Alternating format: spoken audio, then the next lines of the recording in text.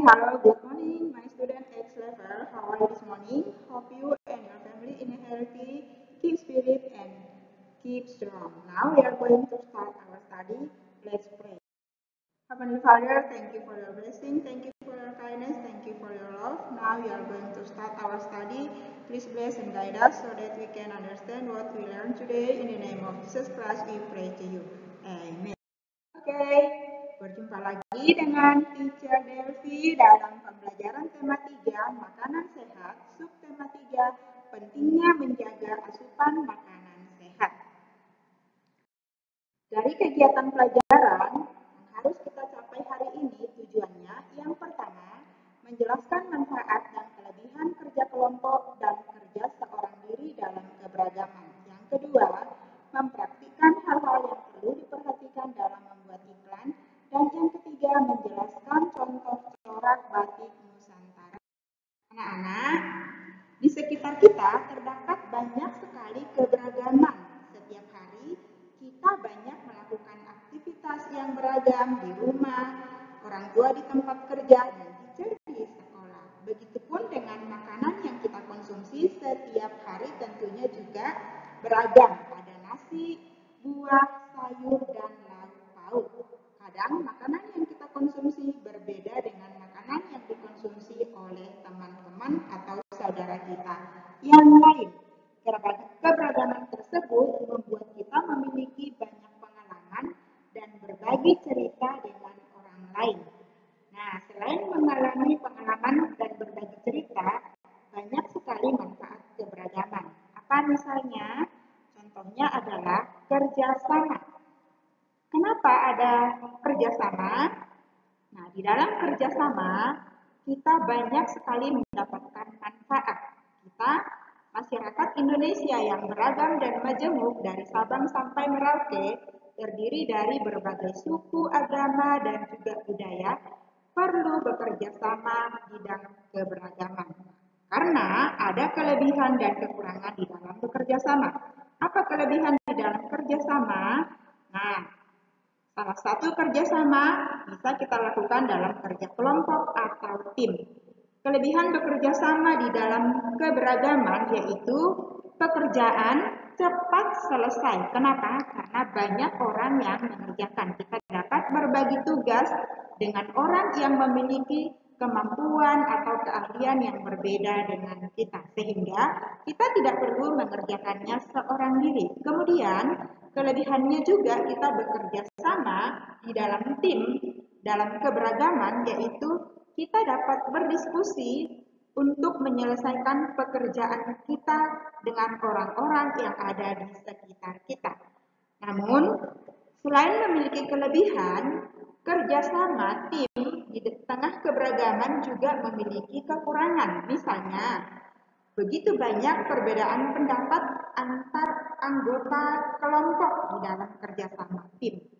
Tetapi kita tetap bisa dapat menghargainya agar kerjasama kita tetap berjalan dengan baik. Sehingga dibutuhkan kesepakatan di dalam pembagian dan pelaksanaan tugas. Dan orang-orang yang tepat dapat menyelesaikan atau melaksanakan tugasnya dengan baik dan bertanggung jawab pastinya. Kemudian di dalam kerjasama juga kita perlu perhatikan karena setiap orang berbeda kebiasaan, maka kita perlu saling mengalah atau menghargai, menghormati di dalam kerjasama dan juga mendiskusikan suatu pekerjaan yang harus kita selesaikan. Nah, itu tadi kelebihan dan kekurangan di dalam kerjasama di tengah-tengah keberagaman kita. Apakah kamu suka bekerja sama atau bekerja seorang diri? Nah, yang suka bekerja seorang diri, mari kita tahu selain bekerja sama, kita juga membutuhkan untuk melakukan pekerjaan seorang diri. Mari kita lanjutkan. Nah, bekerja seorang diri tentunya juga memiliki kelemahan atau kelebihan seperti halnya dengan bekerja sama. Apa saja kelebihan dan kekurangan dari bekerja seorang diri atau bekerja mandiri? Siapa yang suka bekerja sendiri? Nah, pasti setiap kita ada kalanya suka bekerja sendiri dan ada kalanya juga kita senang bekerja dengan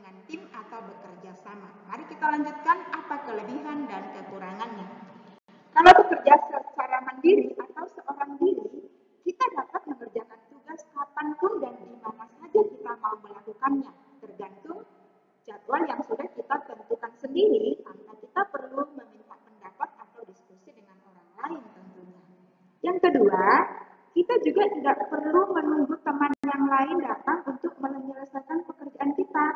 Karena kita seorang diri saja yang membuat pekerjaan kita. Yang ketiga, pekerjaan tersebut kita dapat selesaikan sesuai dengan keinginan kita. Kapan kita mau selesaikan? Tergantung kita sendiri, tergantung keinginan kita dan juga tergantung kemampuan kita dalam menyelesaikan tugas tersebut. Nah, siapa yang suka kerja sendiri? Kalau kerja sendiri, kita nggak perlu interupsi atau gangguan dari orang lain. Tetapi, bekerja mandiri atau bekerja seorang diri juga mempunyai kekurangan. Apa misalnya? Kalau bekerja sendiri, tidak memerlukan bantuan orang lain, maka pekerjaan itu kita akan tanggung sendiri, maka juga membutuhkan waktu yang lama. Pekerjaan yang harusnya bisa dapat cepat selesai, kita membutuhkan waktu yang lama karena kita seorang diri. Lalu di dalam menyelesaikan pekerjaan secara mandiri juga kita harus memikirkan ide sendiri, memikirkan bagaimana cara menyelesaikannya sendiri. Karena apa? Kita tidak dapat berdiskusi atau bertukar pikiran seperti halnya di dalam kerja sama. Lalu di dalam kerja seorang diri atau mandiri, kemampuan kita juga terbatas karena apa? Kita sendiri. Lalu hasil yang kita dapatkan juga terbatas. Kenapa hasilnya terbatas? Karena yang kita kerjakan itu hasil kerja sendiri atau hasil kerja seorang diri. Berbeda dengan hasil kerja sama. Nah, anak-anak sudah mengetahui apa kelebihan dan kekurangan bekerja sama di dalam kelompok di tengah keberagaman. Masing-masing ada kelebihan dan kekurangannya. Anak-anak suka yang mana? Silakan kamu tulis di kolom komentar dan berikan alasannya kenapa kamu suka bekerja sama dan kenapa kamu suka bekerja seorang diri. Oke. Kerjasama juga dapat dilakukan saat iklan. Misalnya, dalam pembelajaran selanjutnya, kalian sudah membuat iklan tentang makanan sehat. Iklan itu perlu dibuat untuk apa? Masih ingat? Mempromosikan atau menawarkan barang atau jasa yang kita tawarkan. Kalian sudah berlatih membuat naskahnya dan sudah ada yang mengirimkan. Nah, temanmu ada yang sudah mengirimkan, bagi yang belum, ayo segera diselesaikan karena hari Rabu kita sudah mau ujian.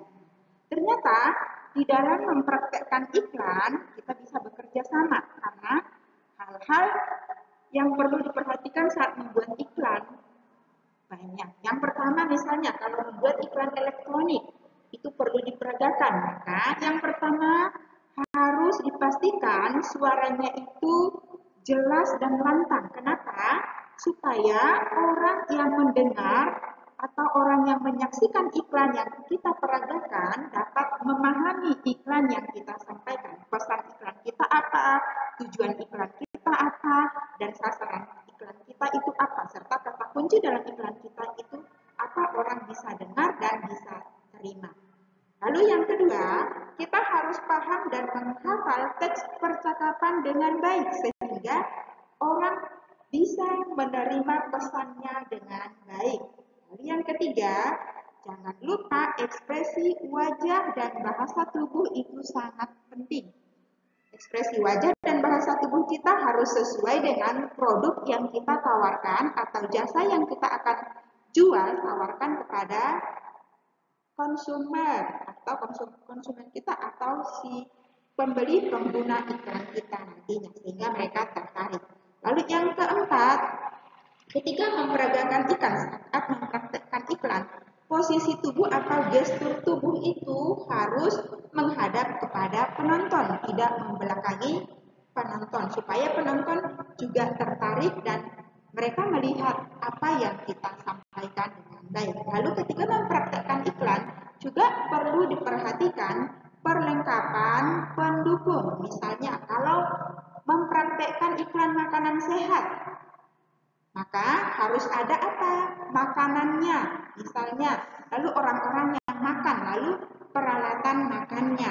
Kalau misalnya itu iklannya tentang iklan obat-obatan, maka harus ada orang yang sehat, harus ada orang yang sedang sakit, lalu ketika dia mengkonsumsi obat yang kita tawarkan, maka orang tersebut dalam keadaan sehat dan bugar. Nah, itu contoh tentang mempraktekkan iklan, hal-hal yang perlu diperhatikan. Nah, di buku kalian di halaman 109 di situ ada contoh, kalian boleh membuat iklan. Nah, kalian boleh lanjutkan tentang iklan makanan sehat bagi yang belum, untuk boleh mempraktekkan bagaimana membuat iklan dan segera mengirimkannya sehingga tugas-tugas kalian semua dapat selesai.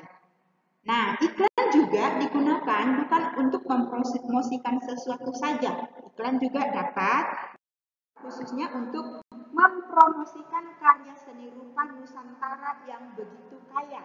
Kekayaan salah satu karya seni rupa Nusantara adalah batik, yaitu yang sudah terkenal sampai ke mancanegara. Apakah kamu di rumah mempunyai pakaian batik? Iya, pasti ada, karena sekolah kita juga ada seragam batik. Oke, orang tua di rumah pasti juga mempunyai pakaian batik. Biasanya pakaian batik bisa dipakai ke acara pesta, kondangan, atau seragam sekolah, ataupun seragam kerja. Ini adalah keberagaman motif batik karya seni rupa Nusantara. Sungguh kayanya bangsa dan negara kita ya. Kita harus bangga jadi bangsa Indonesia di tengah-tengah segala keberagamannya. Ini adalah sebagian kecil motif batik Nusantara. Ini contohnya ada beberapa. Oke. Ini adalah seperti yang dijelaskan, yaitu batik motif kaum. Nah, ini batik motif kaum ini memiliki ciri khas dan makna yang terkandung di dalamnya, yaitu motif batik kaum itu menyerupai buah kaum atau buah kolang-kaling. Buah kolang-kaling itu buah enal ya, buah enal yang tertata rapi secara geometris dan juga mempunyai 4 helai dan daun bunga teratai yang merekah. Nah, ini semua adalah motif batik kaum. Yang kemudian yang selanjutnya selain itu ada juga motif, kalian dapat menjelaskan ini motif batik apa, ada yang tahu? Nah, ini adalah ragam jenis motif parang. Ini hanya sebagian kecil saja. Setiap daerah di Indonesia mempunyai motif batiknya sendiri dan ciri khasnya sendiri. Oke, mari kita hargai, lestarikan kekayaan di tengah-tengah keberagaman bangsa kita. Kita kaya akan keberagaman suku, ras, agama, dan budaya, juga kaya akan keberagaman karya seni Nusantara. Kita sama-sama hargai, kita sama-sama lestarikan. Bagaimana cara melestarikannya? Dengan menggunakannya, dan supaya dapat ini tetap lestari, anak-anak harus tetap semangat belajar supaya ini anak-anak nanti dapat terus lestarikan dan kembangkan menjadi kekayaan dan ciri khas bangsa kita yang membuat bangsa-bangsa lain iri akan keberagaman dan kekayaan bangsa kita. Hari ini teacher harap anak-anak semua sudah paham pelajaran, karena kita sudah mempelajari tentang kelebihan dan kekurangan kerjasama atau kerja kelompok di tengah keberagaman, dan juga kelebihan dan kekurangan kerja sendiri. Lalu kita sudah belajar tadi bagaimana memperhatikan hal-hal yang harus dipraktikkan di dalam iklan, dan juga kita sudah belajar tentang beberapa contoh corak karya seni rupa Nusantara khususnya di dalam motif batik. Oke, sampai di sini pelajaran kita. Anak-anak hari ini apa ya? Oke, apa tugas kita hari ini? Dari subtema 3, pembelajaran 6 hari ini tidak ada tugasnya dari Ayo Berlatih dan juga tugas portofolio. Tetapi anak-anak harus menyelesaikan semua tugas-tugas subtema 3 bagi yang belum selesai dan segera mengirimkannya. Berhubung lusa hari Rabu 21 Oktober kita sudah tes tema C. Jadi selesaikan semua tugas-tugasnya, kerjakan dan kirimkan dengan segera. Besok kita akan review untuk hari Rabu, kita menyelesaikan tes tema C, kemudian kita akan lanjutkan hari Kamis ke pembelajaran tema D. Oke, sampai di sini pembelajaran. Mari kita berdoa. Heavenly Father, thank you for your blessing, thank you for your love. Thank you for your kindness. Now we have done to finish lesson. Please bless and guide us. In the name of Jesus Christ, we pray to you. Amen. Guys, see you next time.